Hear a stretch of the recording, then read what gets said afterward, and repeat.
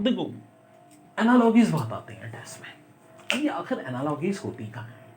बहुत सारी वीडियोस पहले भी बना चुका हूँ, लेकिन ज़ाहिर है नए नए बच्चे आते रहते हैं तो इसलिए बताते भी रहते हैं। देखो एनालॉजीज का अलग होता है रिलेशन। कॉपलर किसको कहते हैं? मोची को। इसका इंस्ट्रूमेंट क्या कहलाता है? ऑल। और कारपेंटर का क्या कहलाता है? शीजल। देखो लेकिन अगर कॉपलर का शूज होता तो कारपेंटर का क्या लिखते हैं? फर्नीचर। सेम रिलेशन ना। शेफ का अगर नाइफ है तो सोल्जर का गन होगा, लेकिन अगर शेफ का किचन है तो सोल्जर का बैटलफील्ड होगा। इसी तरह देखो chapter is the part of book, room is the part of house, यानी पार्ट की बात हो रही है।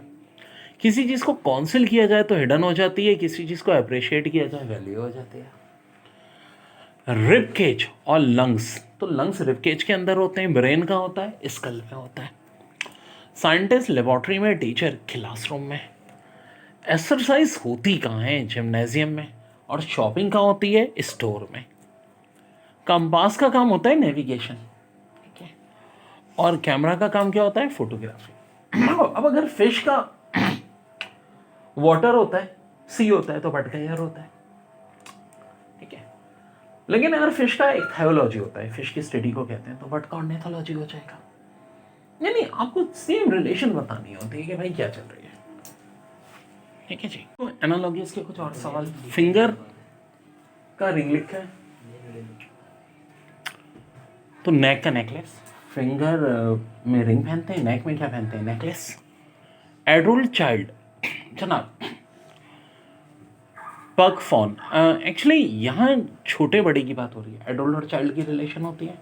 यहाँ ये दोनों जो है ना हिरन की फॉर्म है, एक छोटा हिरन और एक बड़ा हिरन। फॉन हिरन का बच्चा और ये मेल हिरन को पग कहते हैं। ऑथर नॉवेल लिखता है, स्कल्प्टर स्टेचू बनाता है, यानी प्रोडक्ट की बात हो गई।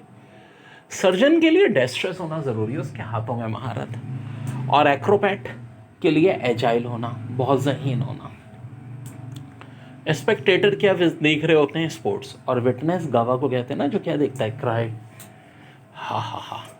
इनिशिएट, स्टार्ट, एंड यानी वर्ड अपोजिट। तो अटेंड करना, तवज्जो देना, इग्नोर करना। मॉडलिन कहते हैं जज्बाती, सेंटीमेंटल, मॉकविश पर्सन, जिसके अंदर ज़रा भी काल्मनेस नहीं होती। डिस्पेशन के मीनिंग काल्मनेस होते हैं। देखो ना एनालॉजी से सब कुछ कवर हो जाता है। Dissipation mean calmness. तो टॉन्डनेस कहते हैं बहादुर को, जो क्या नहीं होता? ट्रेविडेशन नहीं होता। ट्रेविडेशन कहते हैं बुजदली को। तो जो टॉन्टलेंस होगा, बहादुर होगा, कभी क्या होगा? ट्रेविडेशन नहीं होगा। जो मॉडलिन होगा वो डिस्पेशन नहीं। बच्चों कुछ हैम जर्नल नॉलेज। अंटार्कटिका के क्या क्या निकनेम है? वाइट कॉन्टिनेंट भी कहते हैं, फॉर गॉटन कॉन्टिनेंट भी कहते हैं, और कॉन्टिनेंट ऑफ साइंस भी कहते हैं। इस एग्जाम में आया था, वाइट कॉन्टिनेंट किसको कहते हैं भाई? अंटार्कटिका को। फॉर गॉटन कॉन्टिनेंट किसको कहते हैं? अंटार्कटिका को। या कॉन्टिनेंट ऑफ साइंस किसको कहते हैं? अंटार्कटिका को। अफ्रीका को कहते हैं डार्क कॉन्टिनेंट और क्रेडल ऑफ मैनकाइंड। ऑस्ट्रेलिया को कहते हैं आइसलैंड कॉन्टिनेंट। और ऐसे बोले तो south America birds continent. Birds बड़ी पाई जाती हैं भाई, सबसे ज़्यादा जंगल भी यही है और ख़तरनाक जंगल है।